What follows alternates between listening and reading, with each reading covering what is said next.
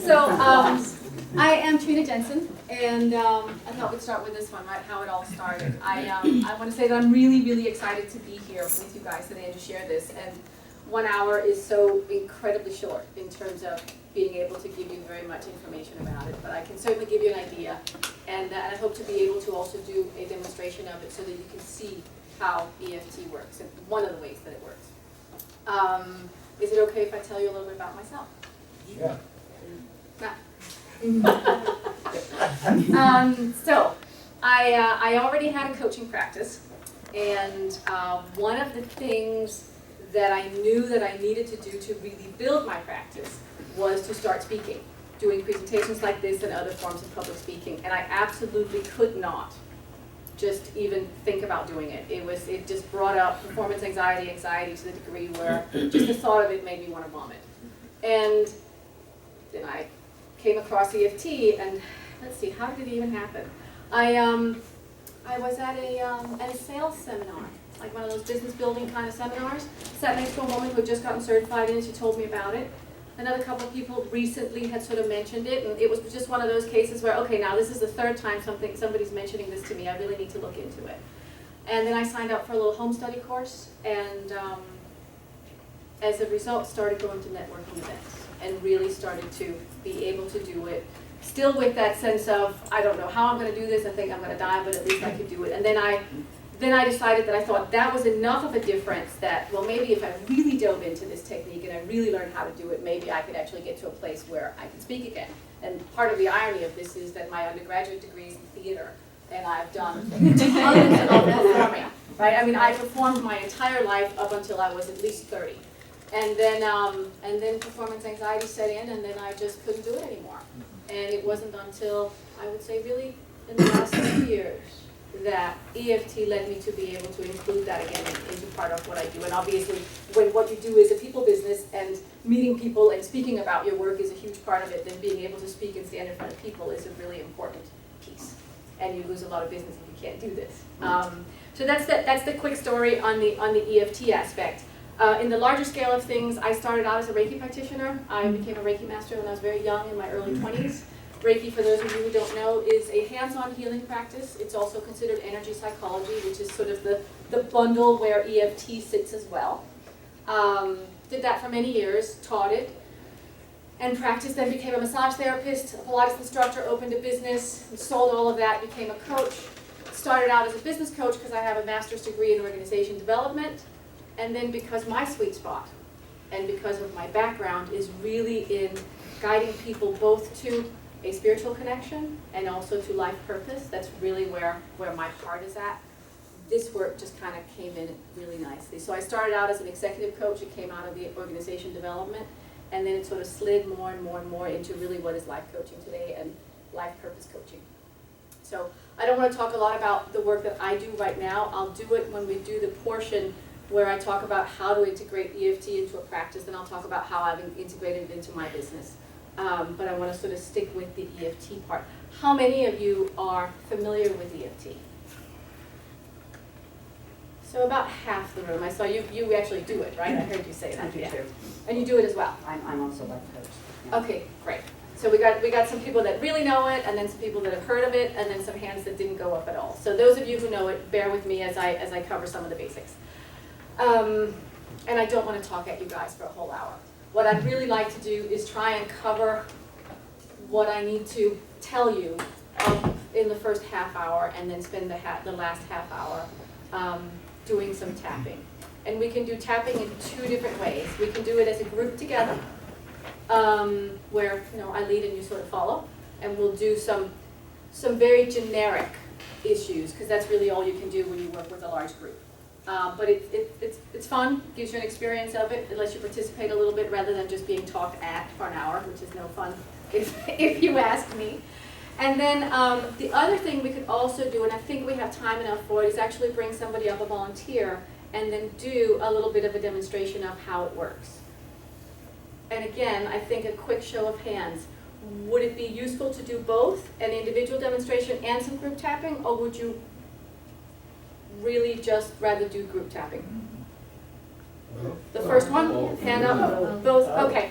So the difference with that is we might have a lot less time left for the group tapping if we work with a volunteer, because once we get into it, we sort of have to complete it, and I can't just leave her where she's at. So that may leave us with very little time for group tapping, but I think it's okay that way, yeah? All right, cool. So, I got some instructions on how to use this thing. There we go. EFT can be described as a relaxation technique, a stress reduction technique, and an emotional version of acupuncture. Those would be sort of the really easy descriptors. It has a long history. We'll go over there. These are some of the historical elements that EFT came from, and I'm sure those of you who are therapists are far more familiar with the details of many of these than I actually am. The brief version of it is that we tap on points that are the end points of the meridians that the Chinese use in both acupuncture and in acupressure. And then while we do that, we speak to certain issues. So we speak to certain issues, we speak to them, we tune into them emotionally. When we do that, it raises the issue up, and then when we tap, it brings it back down. So basically what's happening in the very, very short version of it is that the tapping actually goes in and speaks to the amygdala. The amygdala is the part of the brain that gets activated in trauma, fight, flight, or freeze. So what we do is we bring the emotion up, and then we bring it back down with the tapping.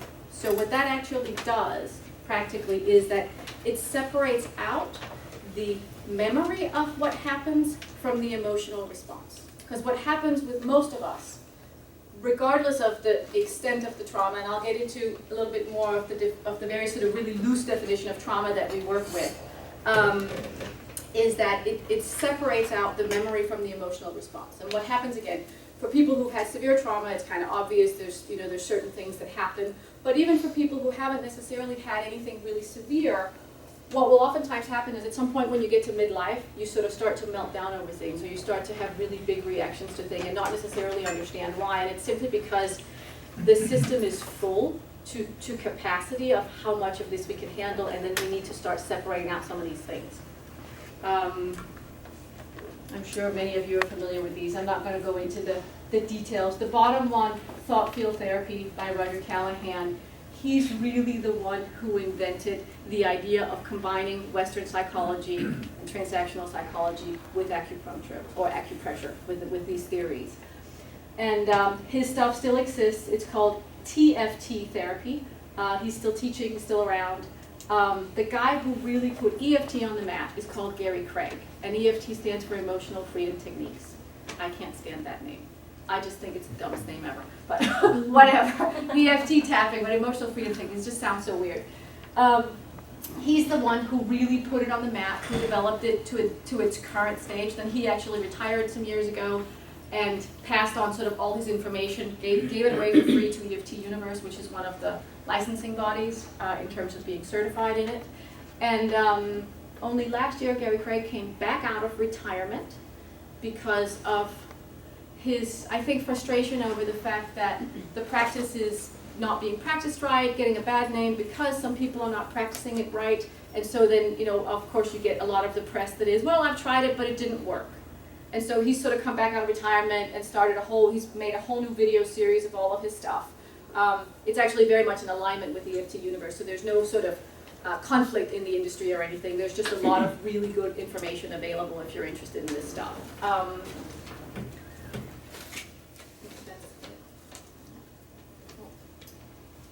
Sorry, there's something about it going backwards, yeah. So we use EFT to tune into an energetic experience that can be described either as an emotion, a feeling. It could also be a thought or a behavior. And a lot of time, especially with people who have a hard time getting in touch with their feelings, what we'll work with is physical sensation. There's one of the techniques that is actually one of the most really effective ones, and a really safe one to work with too, because you can't really go wrong with it, which they call chasing the pain. And it really should be chasing the sensation, because it doesn't have to be pain. It can be pain, but it can also be the sensation. Because a lot of the time, the memories, the way that they're stored in our mind, is they're stored with certain impressions and sensations, and not necessarily with a whole lot of intellectual knowledge, especially if it's really early childhood stuff. And then we can work through physical sensation. The premise of EFT, the way that Gary Craig formulated it, is that any illness, this is what they believe, that's what's believed within the system, is that any illness or discomfort or any kind of physical, mental, emotional disturbance or illness is caused by an energetic imbalance in the system, which is really very similar to how the Chinese look at our body. So that's kind of the adopted premise of how they look at the system. And so of course then, given that that's the case, then the belief is that if we can restore the energy to its proper balance in terms of the energy, then whatever illnesses are there, whatever discomfort then should be resolved, which in many cases is the case, but not always. I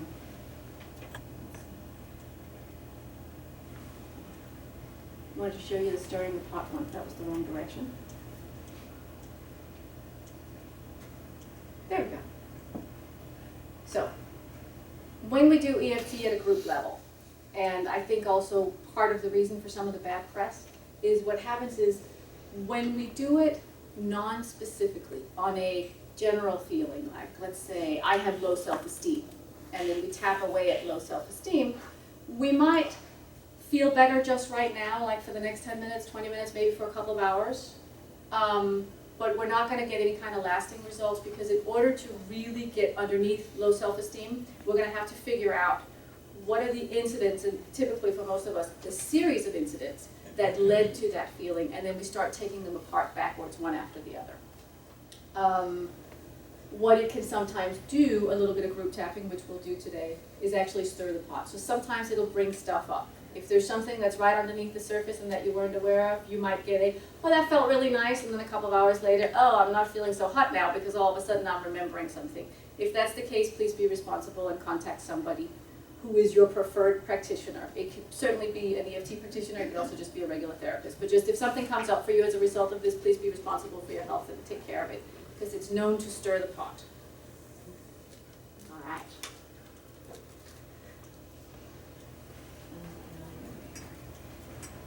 All right. So the definition of a traumatic moment has actually changed, as I understand it, over the last couple of years. A lot of the research that's been done on EFT has been done with veterans. Gary Craig himself especially has done a lot of work with veterans. Obviously, veterans are exposed to a level of trauma that most of us probably don't even come near, and thank God for that. But the wider definition of trauma, and there's a couple of different acronyms for it. I use the Uden moment one, there's another one called UTAP, and the words are almost the same. So in order for an experience for us to be experienced as traumatic, it needs to have these components. If it only has a couple of them, but not all of them, then it's not really traumatizing for us. But if it has all four, then it actually qualifies, even if it was something as simple as being yelled at by a parent. So it doesn't necessarily have to be violent or warlike or anything like that. The key is that the thing that happens unexpected. It's dramatic. It's isolating for us. We don't know how to communicate about it or relate to other people in that moment when it happens. And the most important one is that we have no strategy for how to deal with it. So if it fits all four of those, then essentially it qualifies as a trauma. So when you use this definition of trauma, then all of a sudden it becomes a much, much, much wider field. And that's where I think EFT is really, really cool, because we can certainly use it on the heavy-duty, hardcore stuff, which I don't recommend that you do unless you really are certified and then you know what you're doing. But we can also use it for all of this other stuff. And I think that in this population of drugs and alcohol, drug addicts and alcoholics, we deal with a lot of people who don't necessarily all have, some do, the really hardcore trauma, but a lot of the sort of ongoing dysfunctional family, needs not being met in childhood, with lots and lots and lots of these little moments.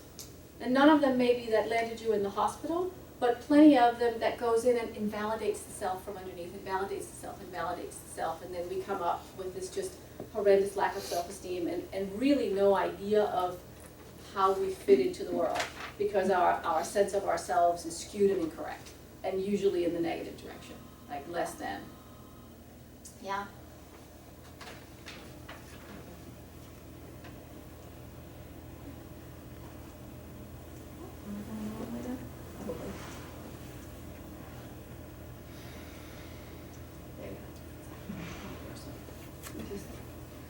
check my outline to see if I'm getting everything in. I am.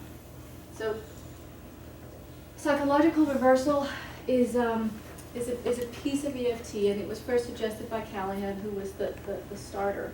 And one of the reasons why I'm choosing to talk about that particular piece of EFT today is because I don't know that they have an answer to why in any of the research, but for some reason, pretty much all alcoholics and addicts are heavily psychologically reversed. And it's an issue that comes up again and again and again. And what they mean by psychologically reversed is that, again, if we go back and we look at the body as an energy system where things are supposed to flow in certain ways, if you know about, again, Chinese medicine, some of the meridians, the energy runs down, some of them they run up, and there's all this sort of energy circuitry going on. Psychological reversal essentially means that it's all running the wrong way. It's like everything is just upside down. It's almost as if your batteries were in the wrong way. And so when we do EFT, we do a setup statement first, and then we tap.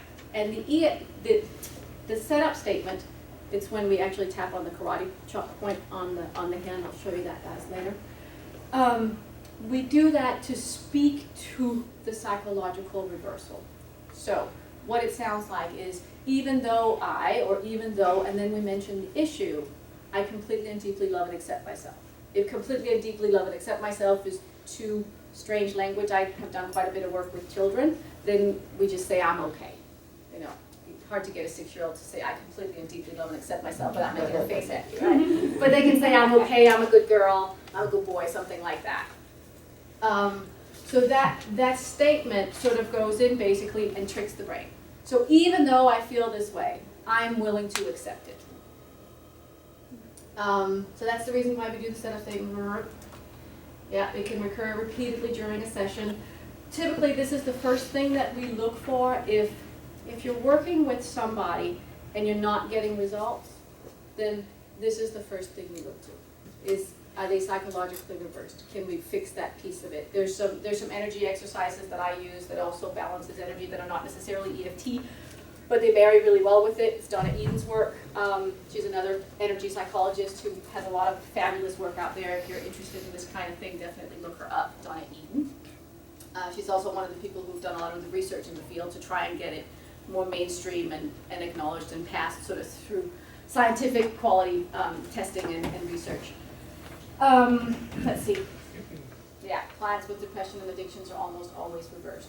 I do not know that there's an answer to why that is, except that it's just been observed, consistently enough that it's just believed to be almost assumed that if this is the kind of population you work with, then that's what you want to look for. Another reason why EFT is not always working is when we do the very general stuff, like I'm really angry, I have low self-esteem. Even though I have low self-esteem, I am okay, I accept myself, and then we go into it. Those things are they're just too generic. And yes, you might feel better right in that moment. You know, you might be able to sort of just soothe your system because of the actual tapping, but you're not going to be able to get under the issue and get it out of there. Again, the way to do that is to do a little digging, finding the events that actually happen. And a lot of the time, what's actually really surprising is that it's not necessarily the really big and dramatic events. Those, yes, but many of us too, at this stage in the game, have already done some work on those, either in therapy or somewhere. A lot of the time, it's repeated smaller events and a long series of them. And there's some things about EFT that are sort of more like in the details of it, where we talk about the generalization effect, and that is that when you've worked on a series of issues or a number of issues that hold up one big core thing, then at some point when you've done enough of the work but not necessarily done everything, the issue really starts to collapse. And that's when the behaviors that have been affecting you start to fall away. Like truly, I could not have spoken in front of a group 2 years ago. Not possible. I did it for the first time in January at a big stage down in San Diego at a big conference, and there was like over 100 people, and I thought I was going to vomit. There was just no way, and I don't think my stomach returned to normal until the end of the day. But I did it. 2 years ago, I wouldn't even have been willing to give it a try. I just wouldn't have been able to do it, and it's definitely the tapping that's gotten me to the point where I can do it. I can do it. It's okay. And that's just one little example, of course, but that's one of the reasons why I really think it's cool. The tapping point. You all got a handout. They were supposed to be 2 pages, so that you could write your name and email on the bottom of the first page, but because they're on 1 page, then you're gonna rip off your chart if you do that. So, what we're gonna do instead, so that you don't have to rip up your chart, is if you would like to get an email from me, then leave me your card in that little golden box up there. You can also go to my website and subscribe, but what I was gonna do is, for you guys, is I'm gonna send you 3 videos that are tapping videos, or tap-along videos is what we call them, on issues that are really common with people in this field. So I have one, I think I have one on isolating myself, I have one on relationship to self, and I'll see which one I think is the best one of the 3rd to send out. But I'll select 3 specific ones and I'll email them to you guys if you give me your email address.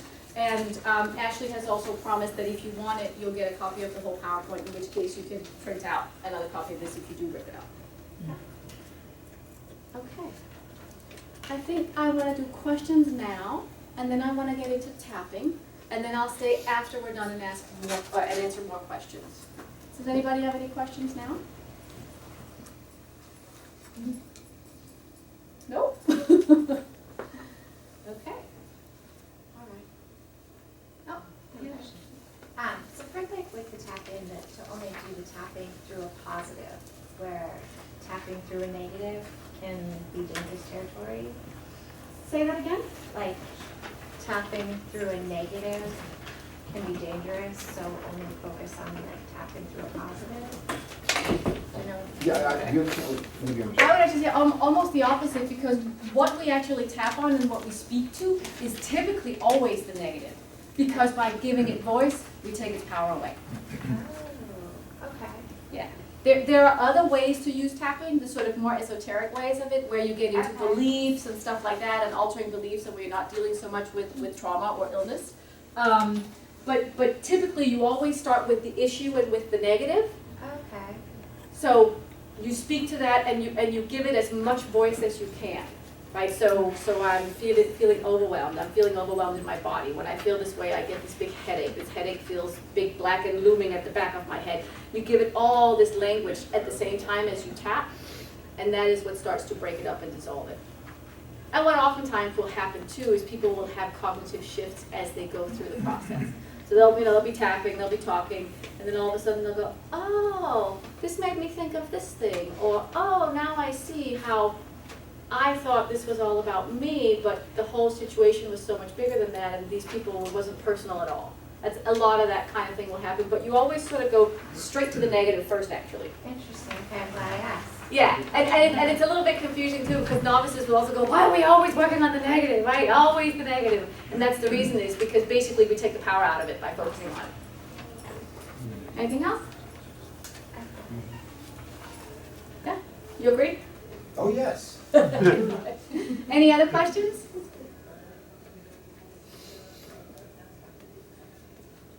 Okay. We'll go into doing some tapping then.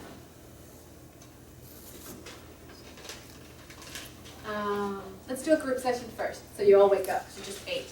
Do a group thing first, and then I'll bring up my volunteer. I cheated. I asked somebody during lunch if she was willing to volunteer, and she said yes. So, again, if we're going to take something that is generic, because we are learning, and at the same time also may be useful for you guys, how is stress level? Overwhelm? Is that relevant to anyone? Was that a yes I relate? Yes. Okay. We could go a little deeper into I feel guilty when I say no to others, but that might be going too far. I'm overwhelmed about my financial situation. Yeah. Yeah.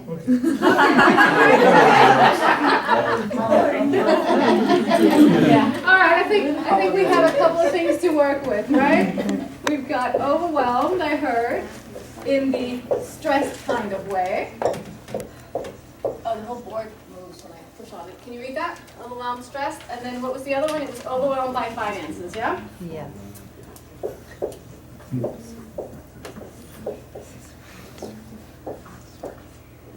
So that gives us at least 2 to start with. finances. It's a pity there's no spell check in these things. All right, so I will show you this one. It's what's on your handout. There we go. This is what I'm going to take you guys through right now. You have it on your handout, and again, if you get the PowerPoint emailed to you, then you'll have a copy of it. So that's just the basic recipe. I'll go back to this so you can look at that. So I'm going to take these off. Can't see you now, but I don't have to tap on my glasses. And then let's do this one together. So normally when you tap with somebody, you rate the feeling first. So you'll rate it on a scale from 0 to 10. We call it SUDS, which is subjective units of distress level scale. And we won't do that because we've got a whole group of you. So we'll just suffice to say that everybody feels a little bit overwhelmed with their lives based on the little snicker I got. So what we're going to do is we're going to start with the karate chop point. I need to be able to do this. So here we go. You're going to start with this one, and you're going to tap. And the point is right in between where your wrist is and where the little finger starts on the side of the hand. I have a question. Yep. Does it matter left, right? It does not matter whether you do left, right, or right hand. It does not matter whether you tap on either side of the points that happen to be on the sides. It doesn't matter if you change in the middle. Most of us need to do that because we sort of get, tired in the hand or bruised on the face. And you want to do it lightly, right? You don't want to be bruising yourself. And the pace is just sort of relaxing. Do you use multiple fingers? Just one finger?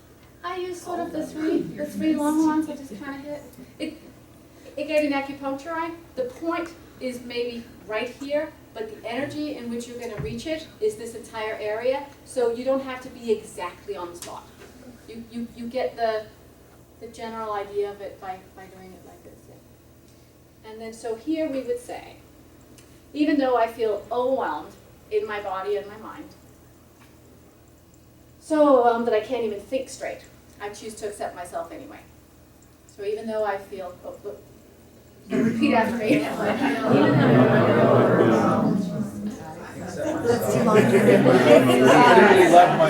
How about I do a shorter one, right? That one was too long. So even though I feel really overwhelmed in my mind and body, Even though I feel really overwhelmed in my body, I accept myself anyway. I accept myself anyway. So even though I feel really overwhelmed by work, Even though I feel really overwhelmed by work and life, in my mind and my body, I completely and deeply love and accept myself. So we usually do this 3 times, then we go to this one. So I am so overwhelmed. I don't even know where to start. I mean, there are just so many things in my life that need to get done. I have responsibilities at work. People pawing at me. And need things from me. I'm not sure that I can give. I'm tired. I'm overwhelmed. I'm exhausted.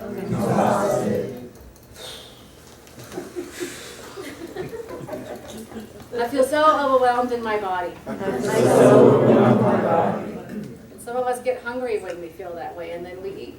So if that one fits for you, say that one.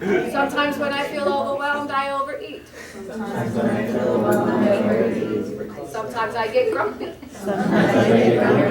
And really cranky with people. Sometimes I just get tired and I just want to go to sleep. When I get overwhelmed, I have a myriad of coping techniques. They're not all very efficient.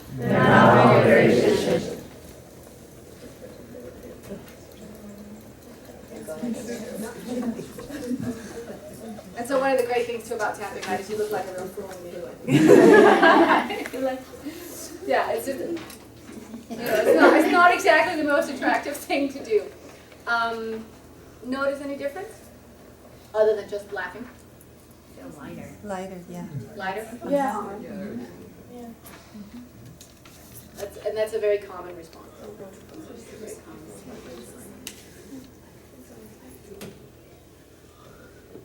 So I think think what we're gonna do now is bring up Ashley, my volunteer, and then do a demonstration, and then if we have time afterwards, we'll do a little bit more group tapping. Then we'll get to the financial one. Go ahead, Cynthia. You get the big chair. Oh, great. And I'll put my glasses back on so I can see you. I'm So the thank you. idiot who volunteered. Thank you. I really appreciate it. Do you want to introduce yourself a little bit? Sure. And what we want to start with, or do you want me to do it? I can do it. Okay. My name is Ashley Loeb. I'm with Lion Rock Recovery. We are an online intensive outpatient program done entirely through video conference. We have clients all over the world. Some use us as primary care, some use us as aftercare. We Joint Commission accredited, been going since 2010. What else?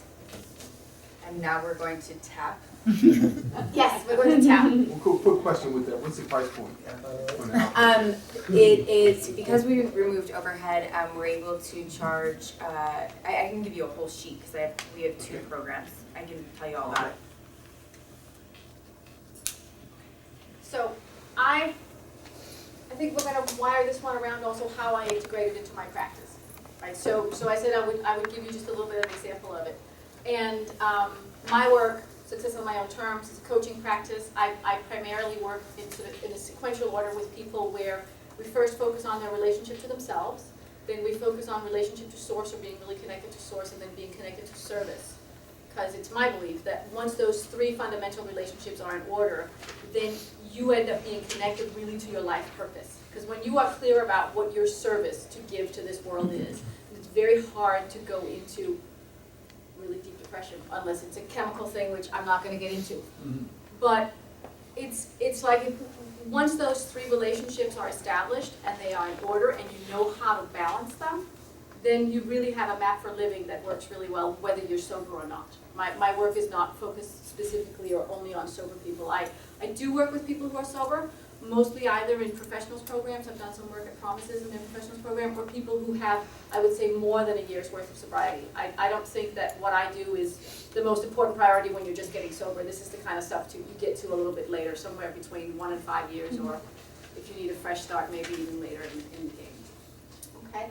So what happens a lot with coaching, right, is that people get up against stumbling blocks. What usually happens in that process is that people set goals, and usually they're big, fat, hairy goals. And what happens for most of us is when we make some really big goals, then all of our stuff starts to surface, because all of the parts of us that would like us to stay exactly the same and not get much bigger and badder out there in the world in whatever way it is that we would like to do that personally or professionally starts to rear its head.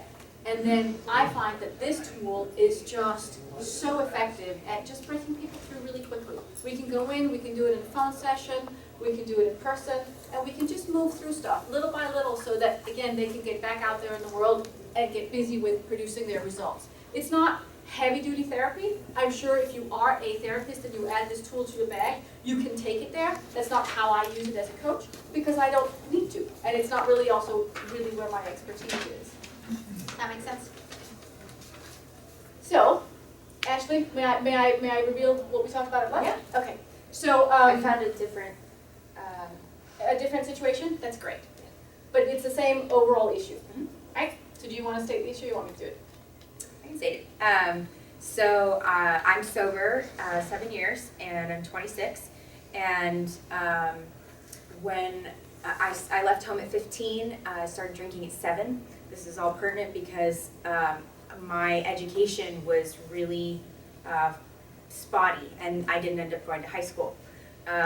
So I came to California after years of treatment at 19 without a high school diploma, and decided that I wanted to go to college.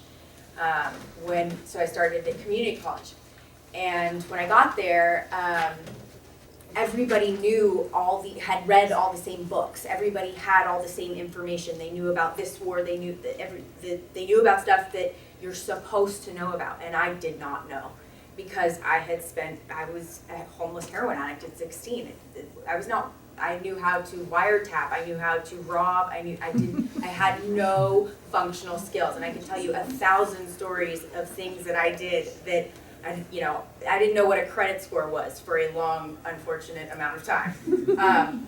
So when I got to college, I was really undereducated and really embarrassed about it because I am intelligent. And so I would read books. I would read 3 books about every topic. I would sit on my phone in class and Google, the American Revolution. I didn't know what happened. I mean, I could extrapolate ideas, but I had no information. So it really is, and this extends into my life. So it's really a feeling of I work 3 times as hard to be. I have inadequacy. I feel inadequate, and therefore I overcompensate by reading 10 books on it. By being overeducated about things because I was so afraid that people would think I was stupid. And the feeling that we identified partially was a shame around it. Right. Right, like that's just a real, not just the inadequacy, but then the compounded Right. inadequacy of actually feeling shamed about being inadequate. And I wasn't ashamed about being an alcoholic or an addict. I wasn't ashamed about my past. I was just ashamed to be in the circumstances and not know what everyone else knew, and not know how to know that, not know, how do you catch up on high school? How do you learn about those things? So I really felt lost and shame about the specific not knowing. And you said you picked a different incident than the one we talked about? Mm-hmm. Okay. Let's tap while you talk about it. Yeah. So go ahead and just do this, and we'll hit a spot that's called the gamut point. It's right between your ring and index finger, just slightly up on your hand. Okay. Right. So just tell us briefly about the incident just while you do this. So the reason why I'm having her do this is just to make sure this doesn't get way too exciting. And you can tap along or not. Generally, this is another part. All right, of the everyone more- tap. Come on. It's part of the more woo-woo end of the Trying to tapping. help you. And they call it borrowing benefits, and it's basically when you're in the presence of it, if you tap along as well, and you can think of one of your own issues that's related, or you can even just be present with it, and then you get a little bit of treatment at the same time. So I can think of lots of incidents, but the one that stands out in my mind, I went to community college and, honors program and every possible thing I could think of to do. And I got into UCLA and was starting at UCLA. And the first class, I got into the honors program at UCLA to finish school. The first class I got into was a legal class about who owns your body and cells, who owns cells, and we were going through legal cases, and we had to read and go over a case study about Roe v. Wade, and I had never read a legal case. I didn't know how to read it. I didn't know, I had no idea what I was doing, and I had to stand up in front of this small group and in this honors class and try to summarize a case study and legal foundations for things that I had no idea how to do. And I've always been able to come up with words, even if they didn't mean anything.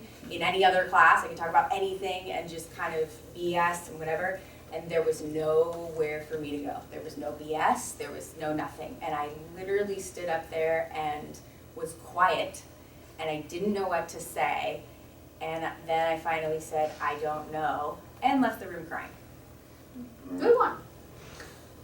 So if you were to rate the feeling that you had at the time on a subscale from 0 to 10, 0 being obviously no intensity, 10 being really high, how high was it at the time? 10. It was a 10, okay. And then when you think about it now and you speak about it, how high is it now? 5. 5, okay. So there's still some juice there. When I think about it, Yeah. which isn't often, but yes. Well, I just made you. Right? Yes. Yeah, you made me. I made you do it, right, thank you. So then I think what we'll do is, we'll go right into the moment when you've been called upon and you're standing up in front of the room, like right there. And then What are the main feelings? Shame, fear, inadequacy, I suppose that would be with shame. Any physical sensations that went with that? You remember? Rapid heartbeat, a little bit shaky, not knowing where to look, I just kind of not knowing what to do. Plenty of food. So what you'll see me do now is I will use a lot of the exact words that she used, as much as I can remember them, trying not to paraphrase, but trying to use her own words. And what I'll also usually do is, once I've done this with people a couple of times, I'll actually let them do their own talking. I'll just get it started, and then I'll let them use their own words. But for starters, it's nice to have somebody to follow. So even though, Am I repeating it? now you're repeating, yeah. Oh, so even though I feel really ashamed and inadequate I feel really ashamed and inadequate and completely embarrassed in front of the class, completely embarrassed in front of the class, I completely and deeply and completely and deeply love and accept myself. love and accept myself. And we're going to do this part 3 times. So even though I feel ashamed and inadequate Even though I feel ashamed and inadequate in front of the class, in front of the class, I completely and deeply love and accept myself. I completely and deeply love and accept myself. So one last time. So even though I feel ashamed, Even though I feel ashamed, inadequate, inadequate, embarrassed, embarrassed, and I want to cry, and I want to cry, I completely and deeply love and accept myself. I completely and deeply love and accept myself. So we're going to go to the top of the head. And then here, so the feelings are coming up now, right? Oh, yes. So go ahead and repeat. So I'm remembering how it felt. I'm remembering how it felt. I'm remembering the shame I'm remembering the shame and the feeling of inadequacy. and the feeling of inadequacy. And I'm remembering how I felt, And I'm remembering how I felt, how my heart was racing, how my heart was racing, and I wanted to run out of the room, and I wanted to run out of the room. which I did. Did run out of the room. I ran out of the room crying. That was really embarrassing. It was really embarrassing. It was really embarrassing at the time. If you want to give it some language yourself, you can too. Otherwise, I'll keep going. You're doing a great job. So I felt so embarrassed. I felt so embarrassed. Everybody's eyes were on me. Everybody's eyes were on me, And I knew that they would know and I knew that they would know, that I had no idea but I had no idea what to say what to say or what this was even really about. or what this was even really about. And then, of course, they were all going to think, how did I even get here? And then, of course, they're all going to think, how did I even get here? And I know I'm not stupid, And I know I'm not stupid, but clearly there are big gaps but clearly there are big gaps in my life and in my education. in my life and in my education. And this is one of those moments And this is one of those moments where I don't know how to handle that, where I don't know how to handle that. and where it feels embarrassing And feels embarrassing and shameful and shameful and scary and scary and just sad. and just sad.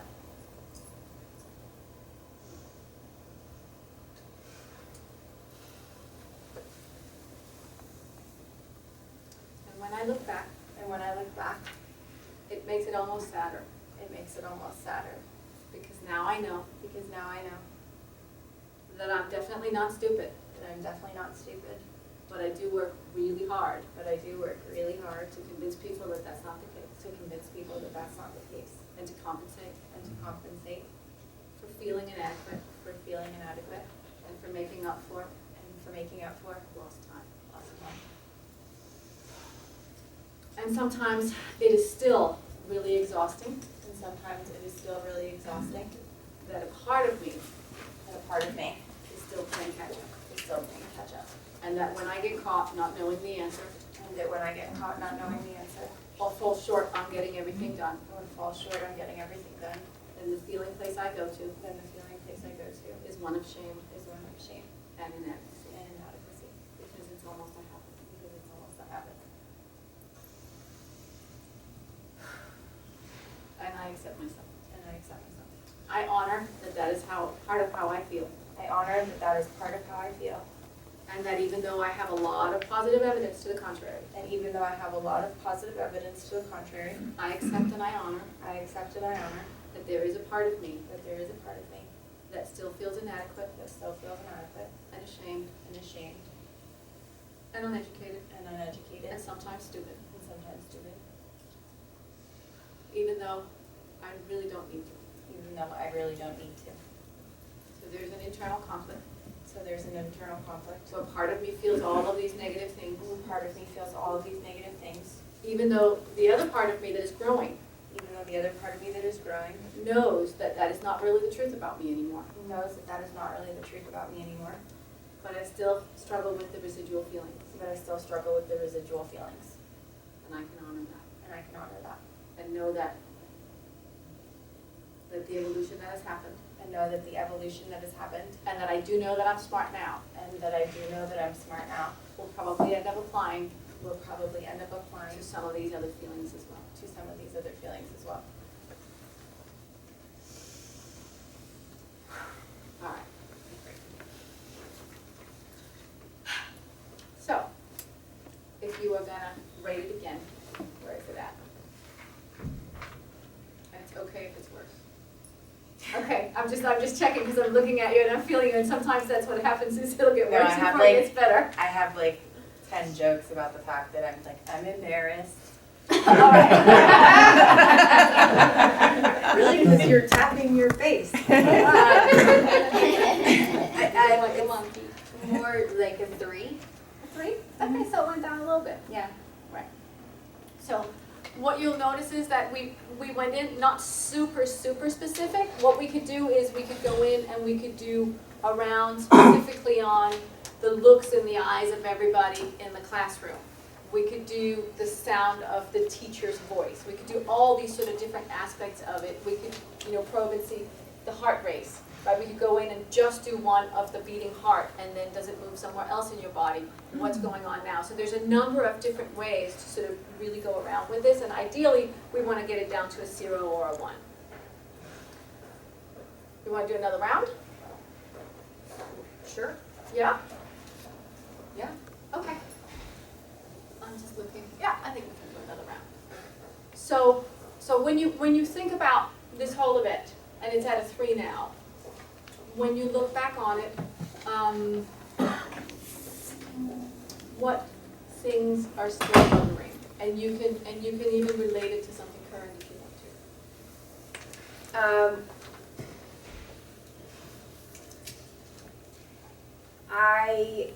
The overall theme is that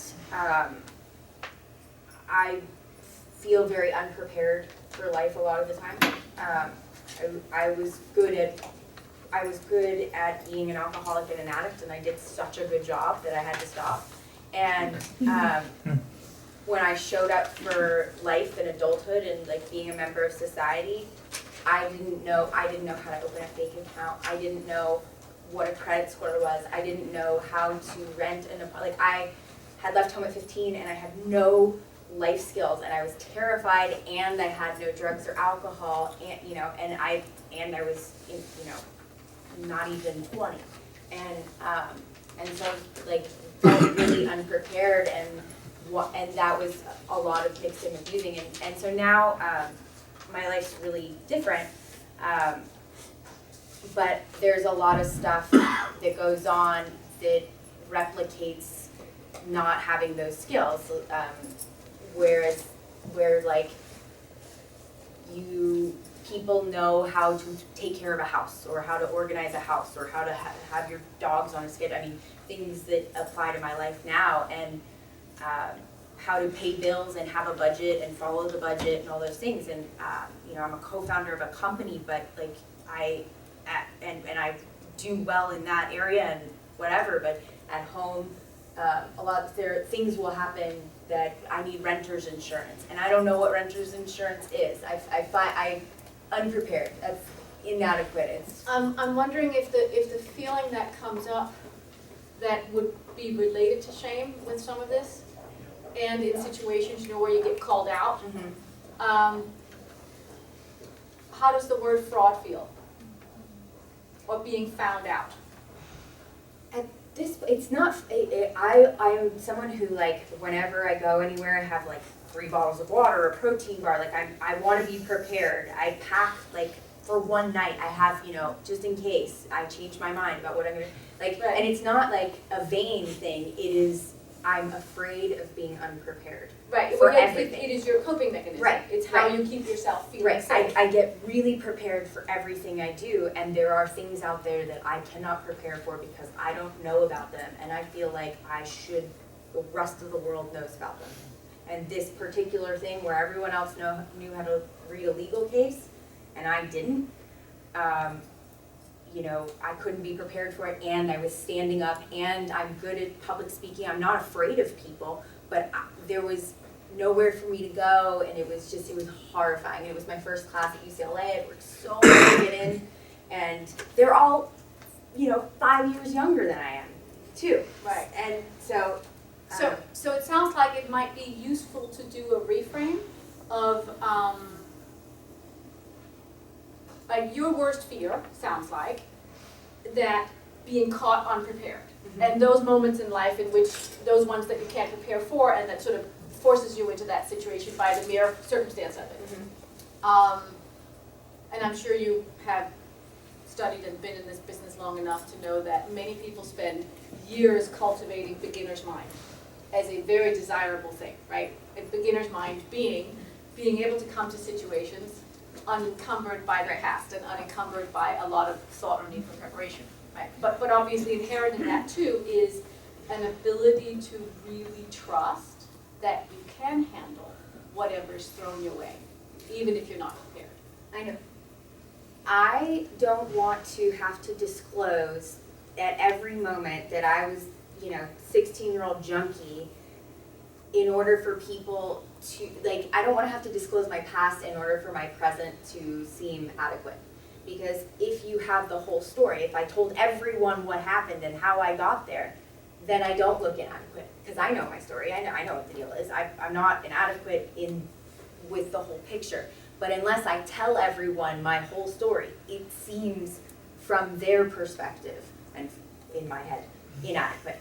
So, and I feel I'm tethered to that in a way, that I have to tell everyone, or it looks like I'm just lazy. I don't know what the word is, but You're not quite caught up. yeah. So even though So even though I don't feel quite caught up, I don't feel quite caught up, no matter what I do, no matter what I do, I honor that feeling. I honor that feeling. So I don't feel completely adequate. So I don't feel completely adequate, And I'm always playing catch up and I'm always playing catch up because of my history. because of my history. I'm sorry, I can't type that.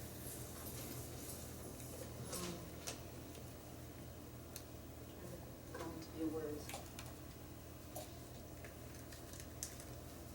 I'm playing catch up I'm playing catch up because my story compared to others, because my story compared to others in its totality, is very impressive. in its totality is very impressive. But without the totality of it, But without the totality of it, then I feel like I don't measure up. then I feel like I don't measure up.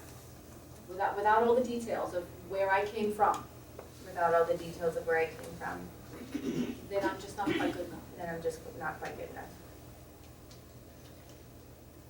I wonder how long I'm gonna hold on to that idea. And I wonder how long I'm going to hold on to that idea. Because at this point, Because at this point, I'm not really sure if it's the truth anymore, I'm not really sure if it's the truth anymore, or if it's just an old idea or if it's just an old idea that I've had for so long that I've had for so long, that I'm not really sure how to get rid of it either. and I'm not really sure how to get rid of it either.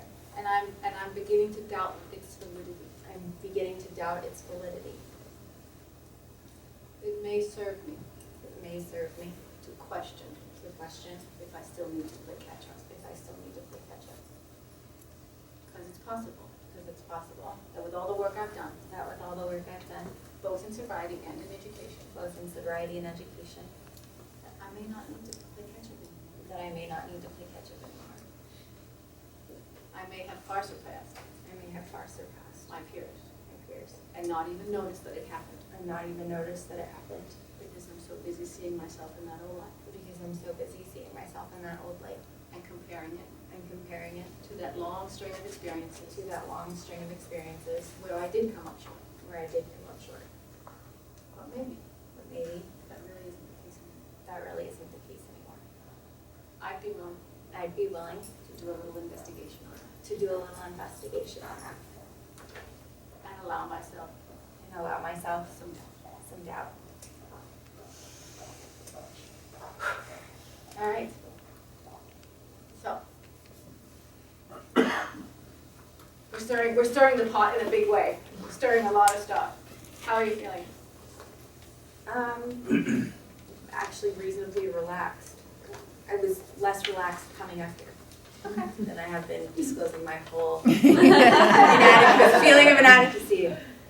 But thank you. Thank you for your courage. I really appreciate it. And if you were to rate it now, we were at a 5, then we were at a 3. You're checking back in. You're thinking about that first incident. Because we've worked on the specific incident, and then we've done sort of some general work around it. So let's check with the specific one. Somewhere between 0 and 1. So if you got caught in that kind of a situation again, do you think it would have the same effect? Please give her a hand. That was courageous to come out here and do vulnerable like that. It is 1:31, so I don't want to keep you here any longer. Please drop a business card in the little golden box. My cards are there. There's a handout if you did rip up your thing and put your name and email on it. And I also have, there's a little pile of just 10 of them. If anybody is actually interested in working with me, I give away a 30-minute strategy session as a result of this. If there's more needed than the 10, just shoot me an email and say that you saw me here, and I'll gladly honor that. And that's it. Thank you so much for coming. Thank you. And I'll be around to answer questions for anybody who has any. Thank you so much.